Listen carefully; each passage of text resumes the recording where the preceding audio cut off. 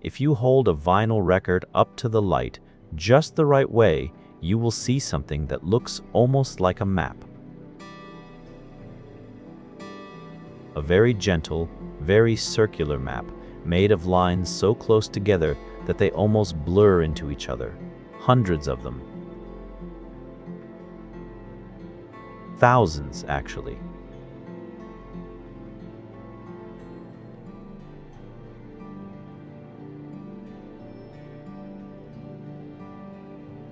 All spiraling inward, slowly, quietly, from the outside edge, all the way toward the middle.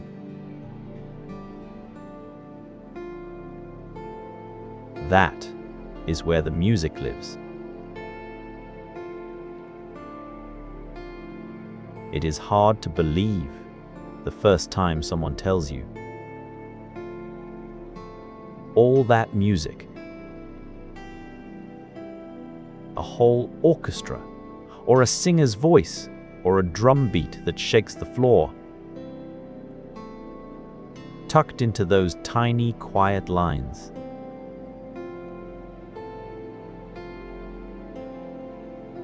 But it is true.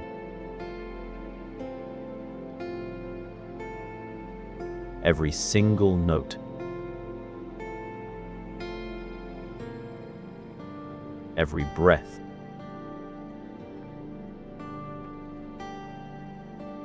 every pluck of a guitar string,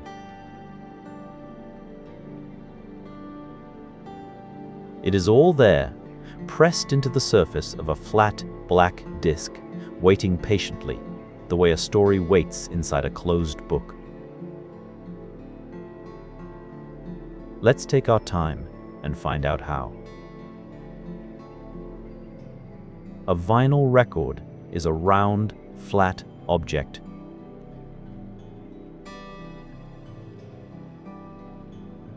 Most of the familiar ones are about the size of a dinner plate, 12 inches across, if you measured. They are usually black, though some come in other colors, red or blue, or swirled like a marble. They are made from a material called vinyl, which is a kind of plastic, though a softer sort than the hard plastics you find in a toy or a phone.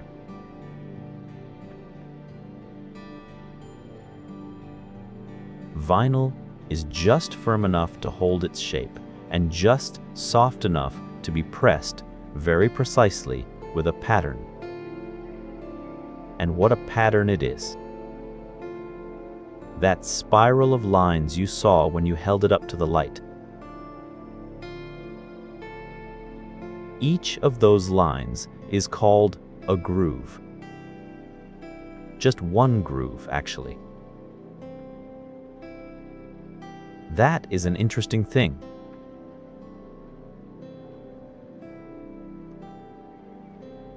The whole record, from the outer edge to the middle, is really just one single groove that spirals around and around and around, getting slowly closer to the center with every turn.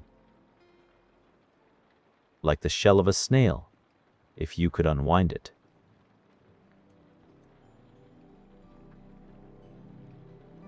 Or like walking a long, winding path that circles a garden, looping inward until you arrive at the very center and sit down. If you could pick up that groove and stretch it out flat, it would be nearly 1/2 kilometer long. Maybe longer, depending on the record.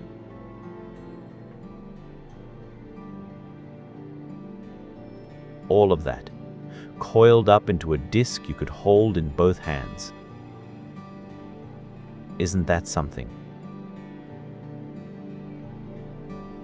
Now, the groove is not just a plain channel cut into the surface.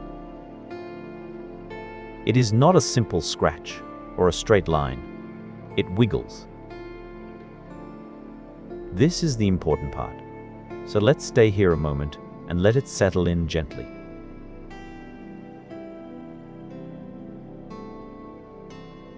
The groove wiggles, side to side, in and out, back and forth, thousands and thousands of times along its length. and the pattern of those wiggles, the exact size of them, the exact speed of them, the exact shape of them. That is the music. Every wiggle is a tiny piece of sound, frozen in plastic.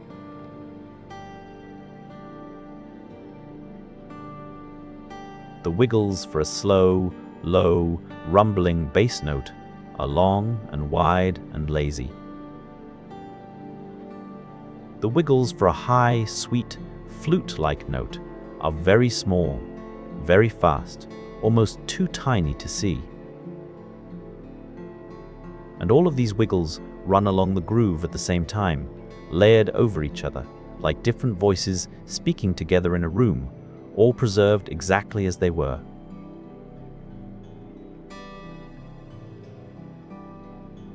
You could almost think of it as a drawing of sound.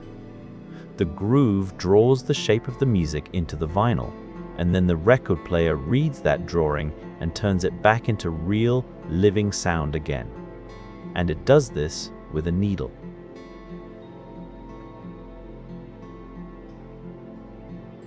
The needle, which you might also hear called a stylus, which is a slightly older word for a pointed writing tool, is very, very small. It sits at the end of a little arm on the record player called the tone arm.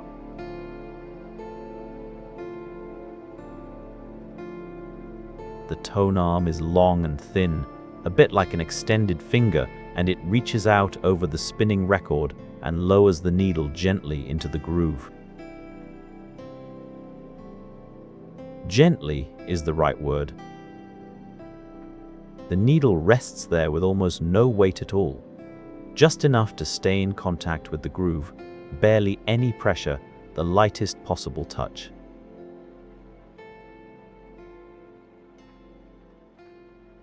If you tried to feel it yourself, you probably couldn't.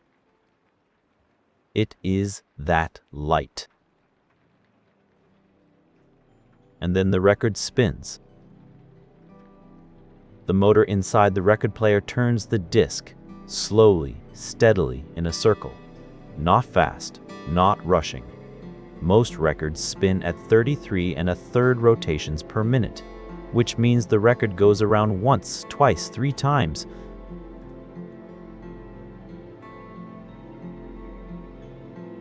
And in 1 minute, it has made 33 complete circles, plus a tiny fraction more, just quietly turning, the way a very slow, very patient carousel might turn. As the record spins, the groove passes under the needle. And because the groove wiggles, the needle is nudged. Left, right, in tiny fractions of a millimeter.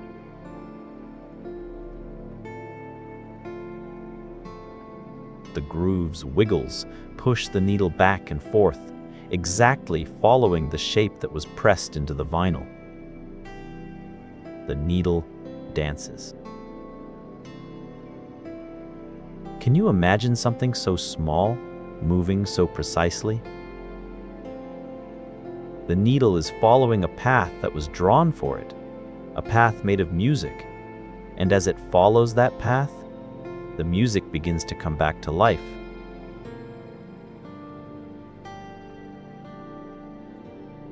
But we are still a few steps away from actual sound. A tiny needle wiggling back and forth is very quiet. You would never hear it in a room. Something needs to make it louder. This is where the cartridge comes in. The cartridge is the small housing at the very tip of the tone arm where the needle sits.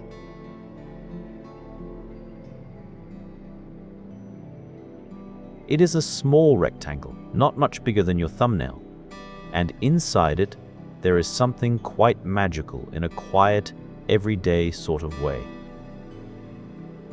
Inside the cartridge, there is a tiny crystal, or sometimes a tiny magnet and a tiny coil of wire.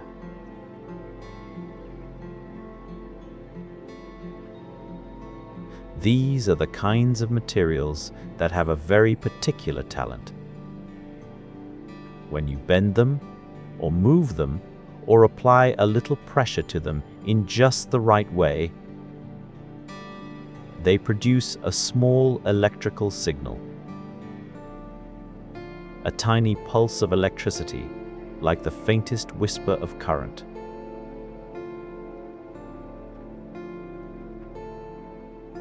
And as the needle wiggles, left, right, up, down, following every curve of the groove, it causes the crystal or the magnet to move along with it.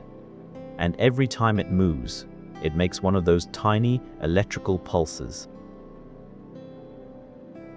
The wiggles become electricity. The shape of the groove becomes a pattern of electrical signals.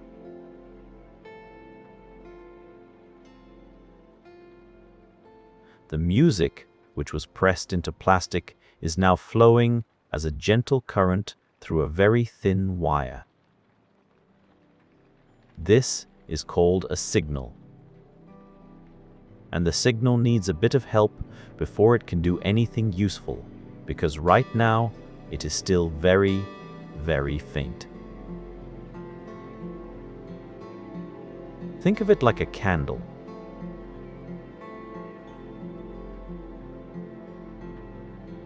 A candle gives off a soft and lovely light, but it would not light up a large room on its own. You might need many candles, or a lamp, or something that could take that small flame and make it bigger.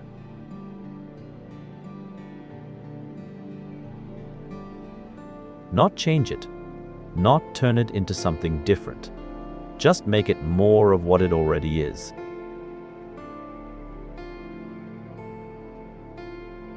The next piece of the record player does exactly that. It is called an amplifier. Sometimes it is built right into the record player itself, hidden inside the cabinet.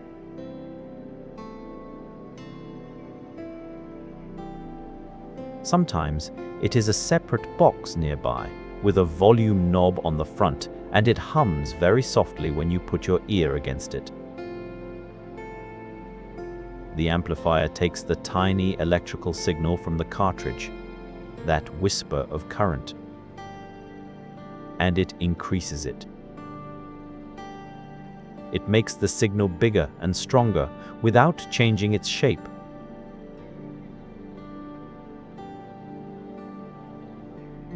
The pattern of the signal stays exactly the same. All the wiggles, all the rhythms, all the notes preserved faithfully. Just bigger. A strong signal now flows out of the amplifier along another wire toward the last step. The speakers. Speakers are, in many ways, the most physical part of all of this.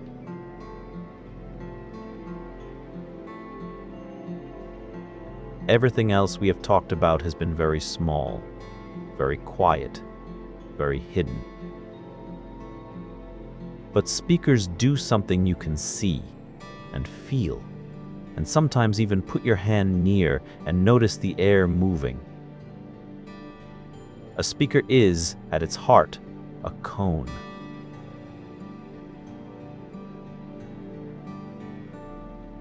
A round, shallow cone made of stiff paper or a similar thin material mounted inside a frame with a coil of wire attached to it and a magnet sitting behind it. The coil of wire sits right next to the magnet, very close but not quite touching.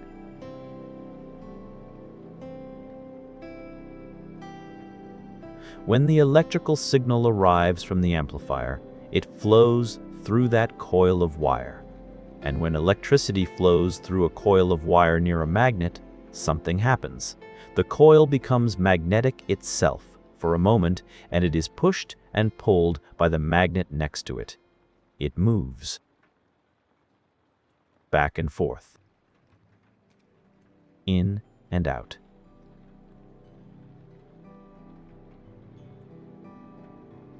and the cone moves with it.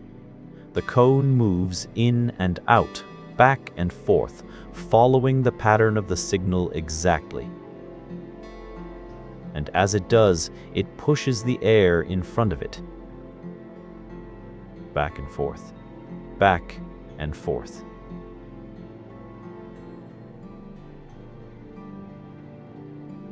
Those movements in the air spread outward in waves, like ripples in a pond when you drop a stone in the water. The air waves reach your ears. Your ears detect them. And you hear music. The whole long journey, from a wiggle pressed into plastic, to a dancing needle, to an electrical pulse, to a moving cone, to a ripple in the air. The whole journey ends with you simply hearing a song.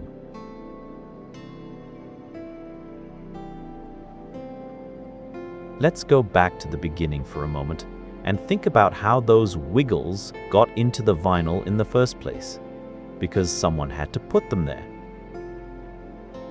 When a musician records a piece of music, the sound is first captured by a microphone.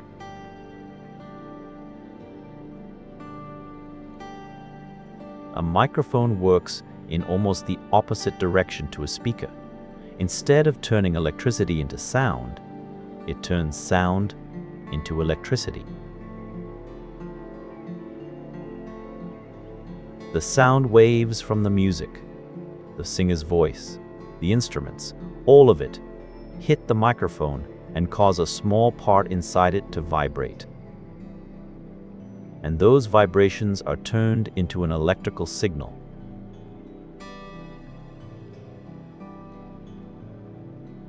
The same kind of signal that will eventually come back out of the speakers. That signal is mixed and adjusted by sound engineers, sitting in a quiet room with many buttons and dials, listening carefully until everything sounds exactly right. And then, the final recording is sent to a cutting machine.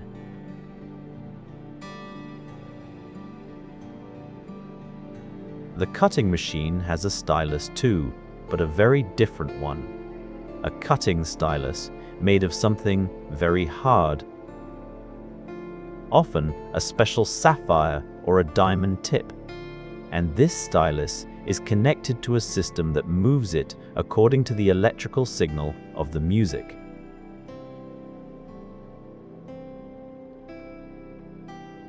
As the signal changes, as the music plays, the cutting stylus is pushed left and right, in and out, exactly following the pattern.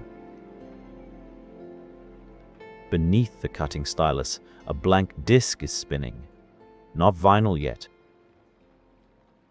A disc coated in a soft layer of lacquer. A glossy, smooth coating that is soft enough to be marked.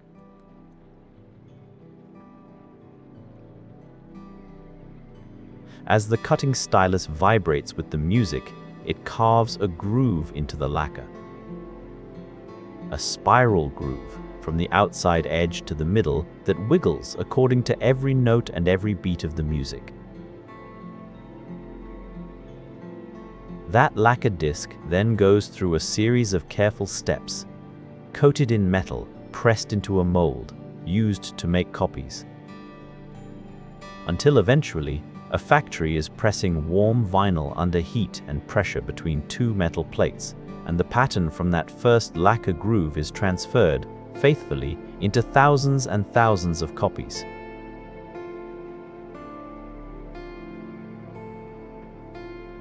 Each one holding the same music, each one carrying the same long, winding groove.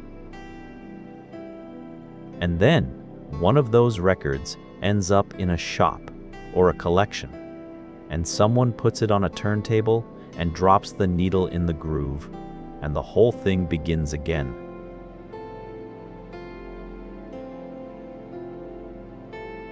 there is something people often talk about when it comes to vinyl records, and it is the sound. Not just the music, the sound. The feeling of the sound. The texture of it. People who love records will tell you that they sound warmer than digital music. Rounder. More real somehow. More present in the room.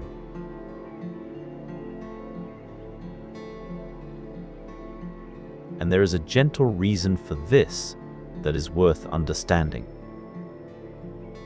When music is recorded digitally, the way most music is today, on phones and computers, the sound is turned into a series of numbers. Millions of tiny measurements taken very fast, one after another, each one capturing a moment of the sound.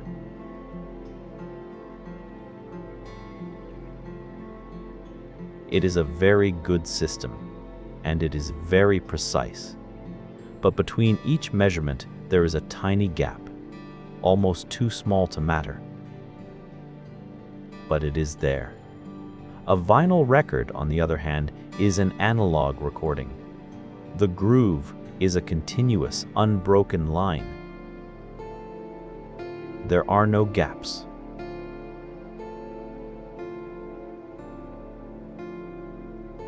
Every fraction of every second of the music is pressed into the vinyl without interruption in one long flowing curve.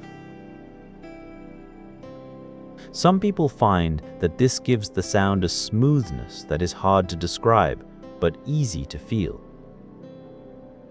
A gentle, continuous kind of sound.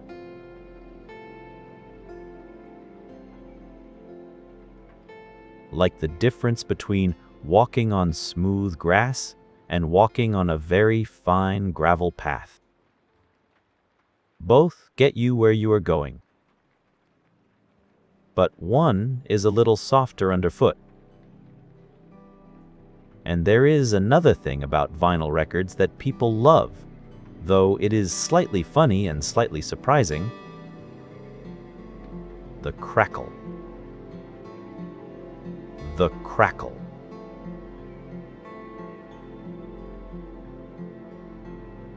If you have ever listened to a vinyl record, especially an old one, you will have heard it.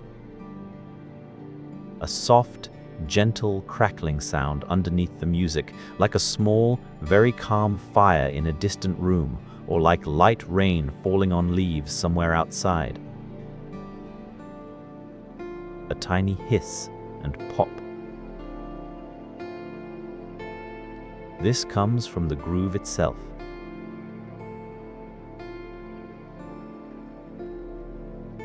Over time, dust settles into the groove.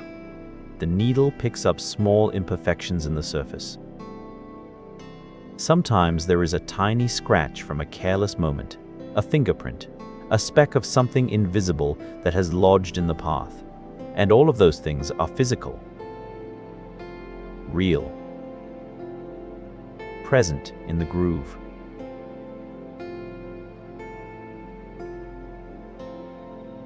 So the needle feels them, and they become part of the signal, and they come out of the speakers as that soft crackle. You might think this sounds like a flaw, and in one sense, it is. But many people find the crackle deeply soothing. It sounds lived in.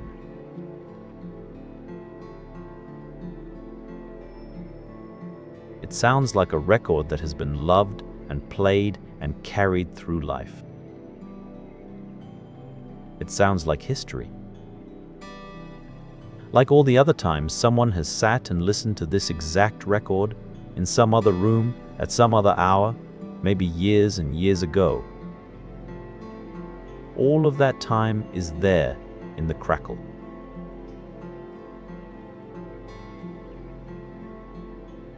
There is an old recording. You might hear it sometimes of a piece of piano music, where the crackle is quite loud and the music drifts through it like a voice through gentle static. And it sounds exactly like something being remembered. Something tender and distant and very, very beautiful. That is what crackle can do.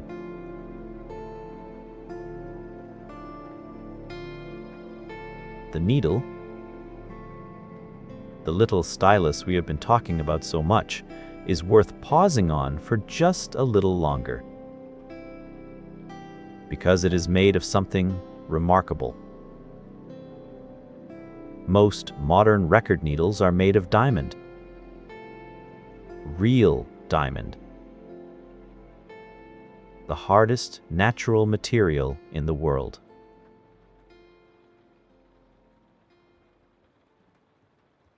Not a large diamond, not a precious jewel in a ring.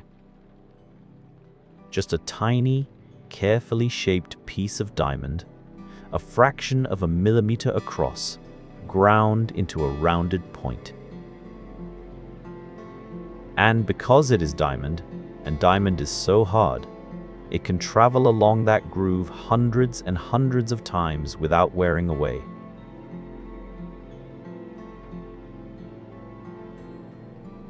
A good diamond stylus can last for 1,000 hours of listening.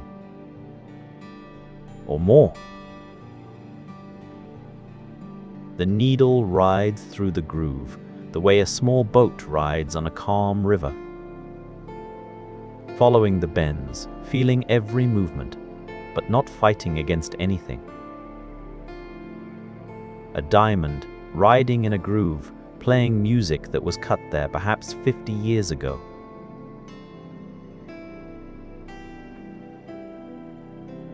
Isn't that funny? In the nicest way. A stone that takes millions of years to form inside the earth, cut and polished and shaped into a tiny point so that it can follow a little wriggling line and turn it back into a song. Records have been around for a very long time.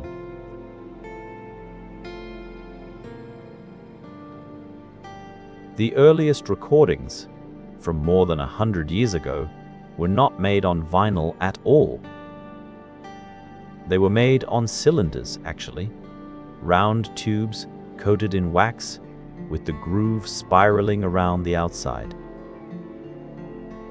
You would crank a handle to make the cylinder spin and drop a needle into the groove, and very faint sound would come out of a horn attached to the other end.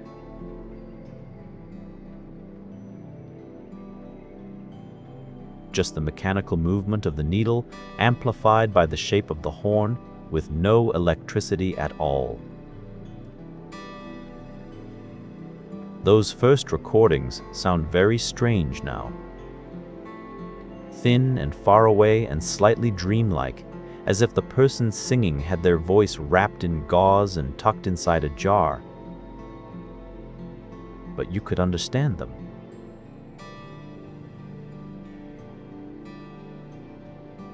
You could hear a human voice, a voice that has not spoken in 100 years, saying words and singing notes and being, briefly, alive again.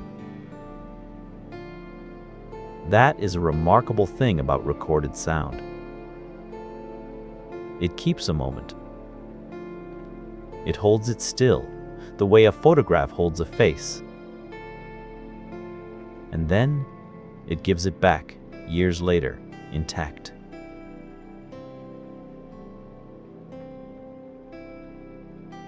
The cylinders gave way to flat discs. The shellac records of the early 20th century, brittle and heavy, spinning at 78 rotations per minute. And those gave way to vinyl, which was lighter and more durable, spinning more slowly, holding more music, with a groove fine enough to carry not just single instruments, but entire orchestras, with all their depth and range.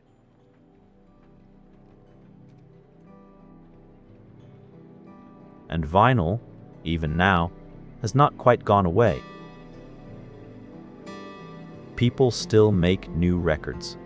New music is still pressed into vinyl in factories that operate the same way they always did, with the same cutting lathes and the same pressing machines.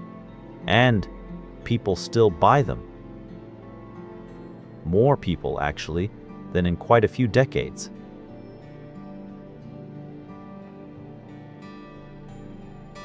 Something about the object itself, the weight of it, the art on the cover, the ritual of putting it on and setting the needle down, keeps drawing people back.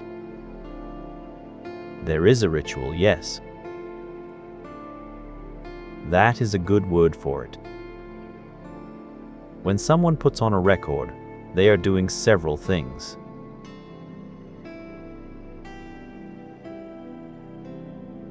They are taking the record out of its sleeve. A paper inner sleeve, usually, inside a cardboard outer sleeve, often with a painting or a photograph on the front. They are holding the record by the edges, carefully, because fingerprints on the grooves can affect the sound. They are setting it on the turntable and starting the motor.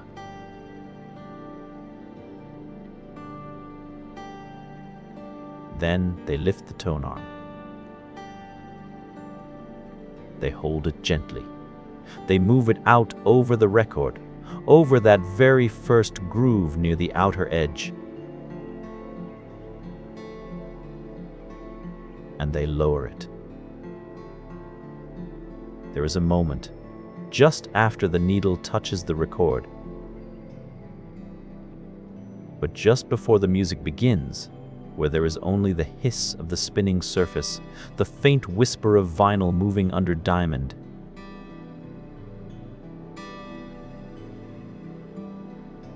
A breath.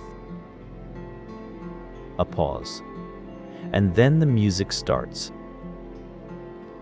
That moment, that little breath of anticipation, is something you cannot get from pressing a button or tapping a screen. It requires attention. It requires care. You have to be present for it.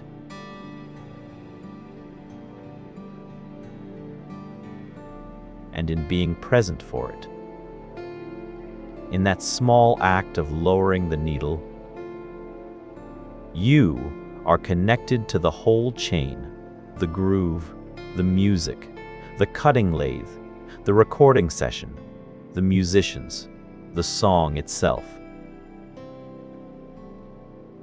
A small ceremony, a quiet one, but a real one. Records come in different sizes, which is another gentle detail worth knowing.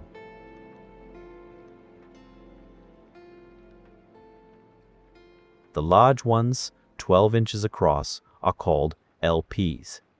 LP stands for long play because they hold more music than earlier formats, usually around 20 to 30 minutes per side, so 40 to 60 minutes in total. You play one side, and then, when the needle reaches the inner groove and the music finishes, you lift the arm, flip the record over, and play the other side.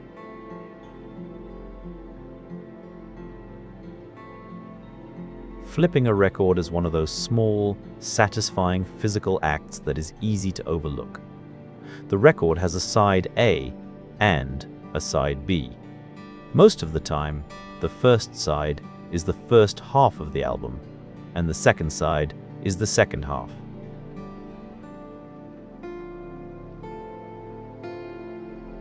But sometimes artists plan the break deliberately,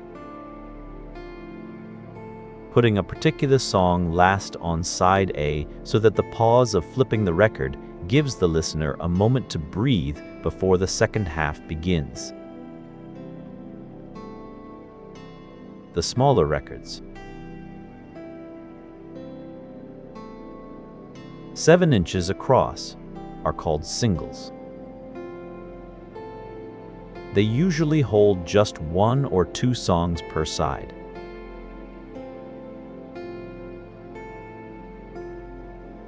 They spin faster, 45 rotations per minute instead of 33 1/3. And because they spin faster, the groove moves under the needle more quickly, which means the sound quality can actually be very good, rich and full, even for such a small disc.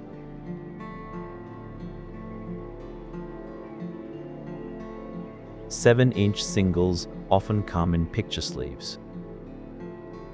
Thin cardboard covers printed with an image, sometimes a photograph of the artist, sometimes an illustration, sometimes something abstract and beautiful.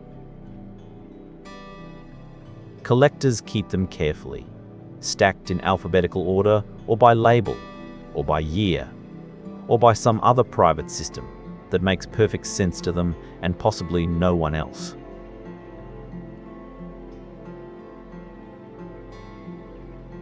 The label. That is another lovely detail. In the very center of a record, there is a small circle of paper, the label. This is where the information lives. The title of the song or album, the name of the artist, the name of the record company,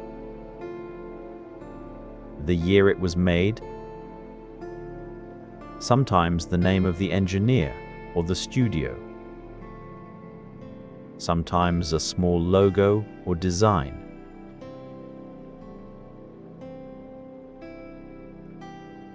Labels have their own look, their own feel. There are record collectors who could identify a label from across a room just by the color and the typeface. Some labels are deeply loved. The old blue and silver Columbia label, the orange swirl of Atlantic Records, the apple on the Apple Records label used by the Beatles in their later years.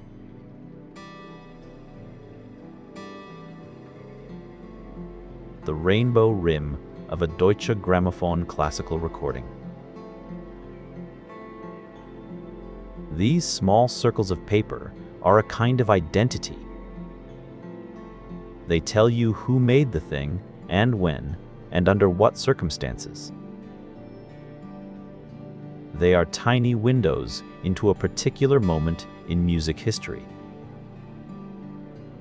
And in the very center of the label, there is a hole.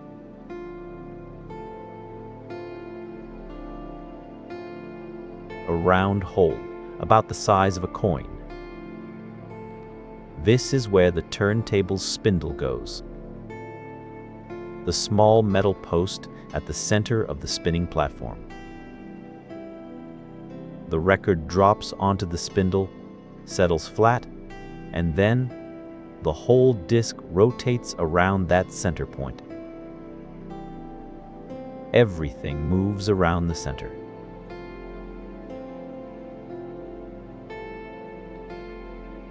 All that music, all those grooves, all that spiraling path, it all circles around a small, empty hole. There is probably something quietly poetic in that. Something about how everything orbits a calm and still center. But it is late, and we do not need to chase the thought too far.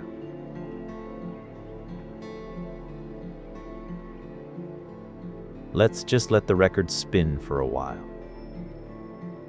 33 1/3 times per minute. Smooth and steady. The needle in the groove, the diamond touching the vinyl, the tone arm resting light as a feather, the signal flowing through the wire, the amplifier lifting it up to size, the speaker cone moving back and forth like something gently breathing.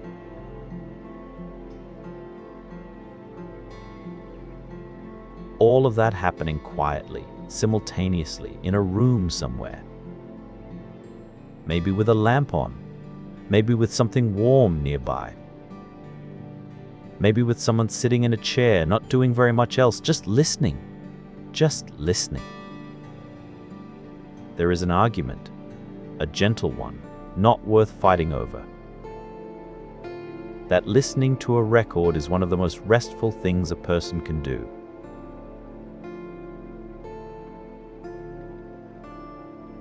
You cannot really skip ahead on a record.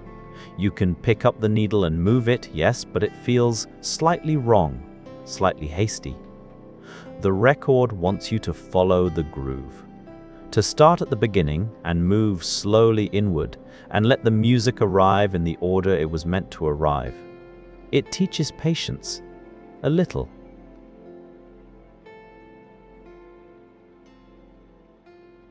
Or maybe it doesn't teach it. Maybe it just provides the conditions for patience to arrive on its own. The record spins, the music plays, and there is nothing else required. The groove is still there, you know. While we have been talking, still spiraling inward, patient as ever.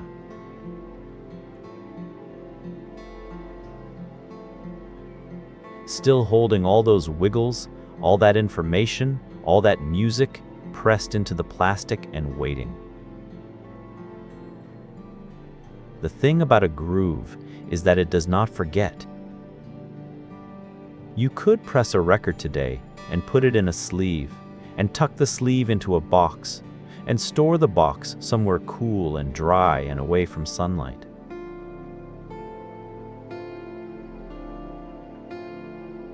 And 50 years from now, someone could find it and take it out and put it on a turntable and drop the needle in the groove and hear exactly what you pressed there.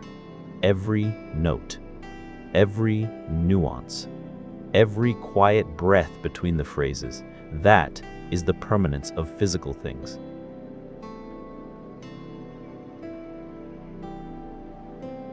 The music is there, actual and real, as a shape in the material, not as numbers in a file that might become unreadable as technology changes.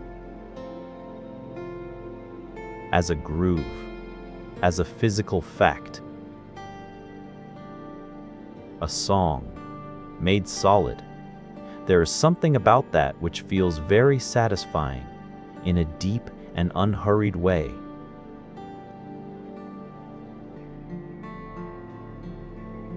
The idea that music can be caught like that, frozen into a spiral, carried through time in a flat, black disc that you can hold in two hands.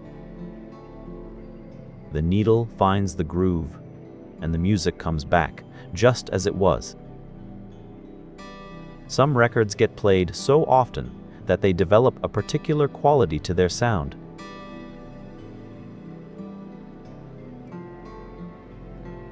A warmth that even other copies of the same record do not quite have. The groove has been traveled so many times by a needle that knows the way that everything has settled in just slightly. The music comes out of those speakers with something that people describe as broken in, or loved in, or simply right.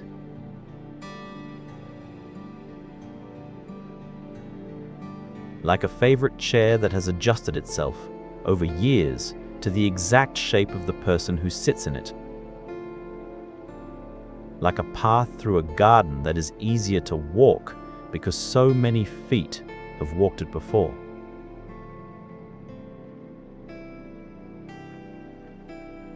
Like a story that gets better each time it is told. Because the teller knows exactly where to pause, where to slow down, where to let the silence do the work. The groove just keeps going.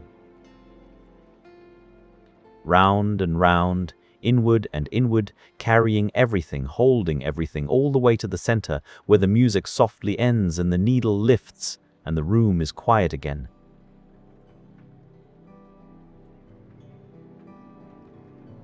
There is one more thing, the sound of the end of a record. When the music finishes, the groove does not simply stop. The needle continues to travel the last few rotations in a very shallow section near the center.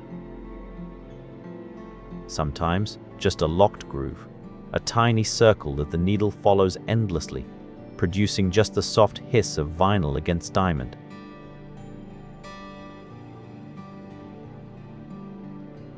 Or sometimes there is a final note, a last chord fading away. A few seconds of room ambience, the sound of the studio itself caught in those last spirals. And then, if no one lifts the tone arm, the record just keeps spinning. The needle riding that last small circle, around and around, in the soft hiss of an empty groove.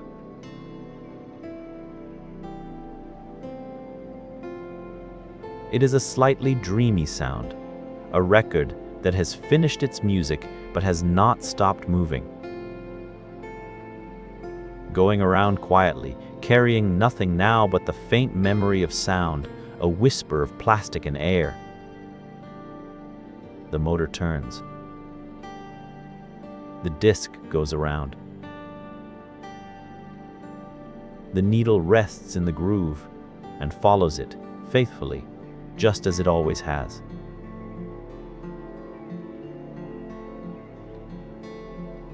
Around and around and around, quiet now. That is the record. That is how it works. A long, winding groove pressed into vinyl, read by a diamond, turned into electricity, made large by an amplifier, and given to the air by a speaker. 5 steps. 5 quiet miracles in a row, happening every time someone lowers a needle.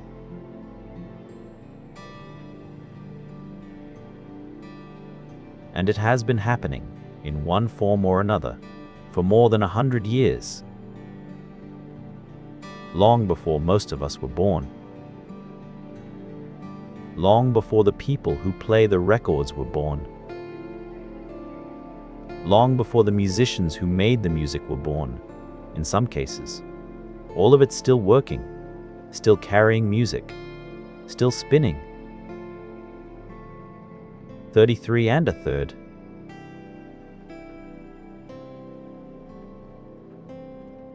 Smooth and steady, the groove winds inward, the needle follows, the music comes.